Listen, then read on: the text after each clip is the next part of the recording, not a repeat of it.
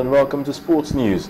After seemingly endless months of waiting, feverish build-up and even breathless anticipation throughout the world, it is finally here. Well, the event which sports fans have been looking forward to with such excitement is the welterweight showdown between Floyd Money Mayweather and Manny Pacquiao, which will take place in Las Vegas, United States of America tomorrow. Well, the bout, which is worth $300 million, is the richest in history, and it may just go down as the greatest fight of all time. These two boxing legends have long been considered the greatest pound-for-pound fighters in the globe. Well, the Nigeria Football Federation has confirmed that Flying Eagles midfielder Obinna Nwobodo will not be part of next month's FIFA Under-20 World Cup in New Zealand.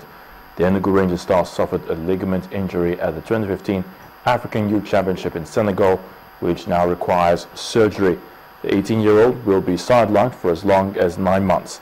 He was named on a professional 35-man squad for the World Cup, but he has now been effectively ruled out of the competition, which begins in New Zealand on May the 30th. In the English Premier League, Newcastle United suffered an 8th consecutive loss after a 3-0 defeat at relegation rivals Leicester City. The Belgian international Christian Benteke scored twice as relegation threatened Aston Villa beat Everton 3-2 to put them in a hunt out of that race, or for relegation that is. Well, captain Steven Gerrard grabbed a late winner for the Merseyside outfit as Liverpool ran 2-1 victors over Queen's Park Rangers.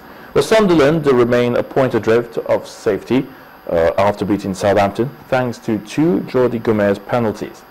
Jefferson Montero's first Swansea City goal helped secure a hard-earned win against Stoke City. West Brom moved a step closer to safety with a courageous 1-0 win at Manchester United, courtesy of a James Bond free kick. Well, that'll be it on Sports News. The news at 10 continues shortly.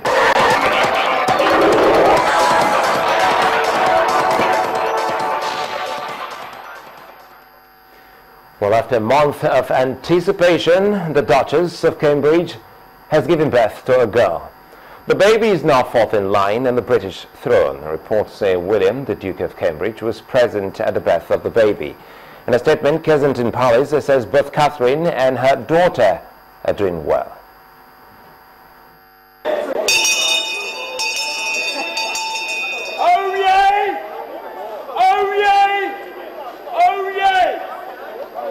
On this day, the 2nd of May, in the year 2015, we welcome with humble duty the second born of their Royal Highnesses, the Duke and Duchess of Cambridge.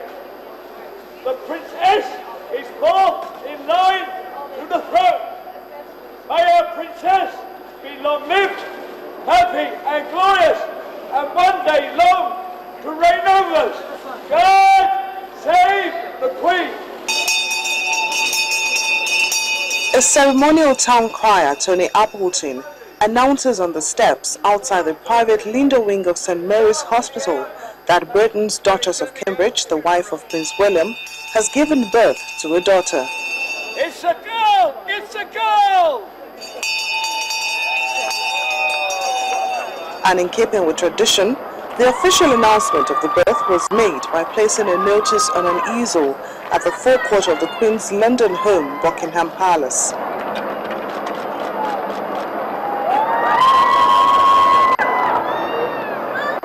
A large crowd gathered outside the gates of the palace and cheered as 2 men secured the notice to the easel.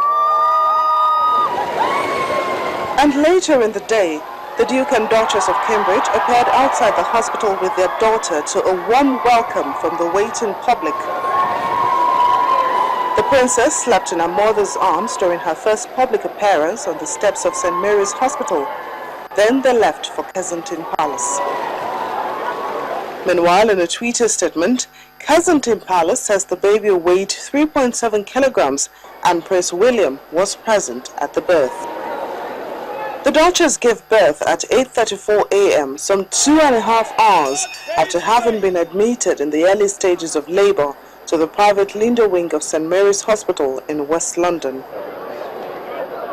The princess is 4th in line to the throne after Prince Charles, Prince William, and her older brother George. No name for the newborn has yet been announced.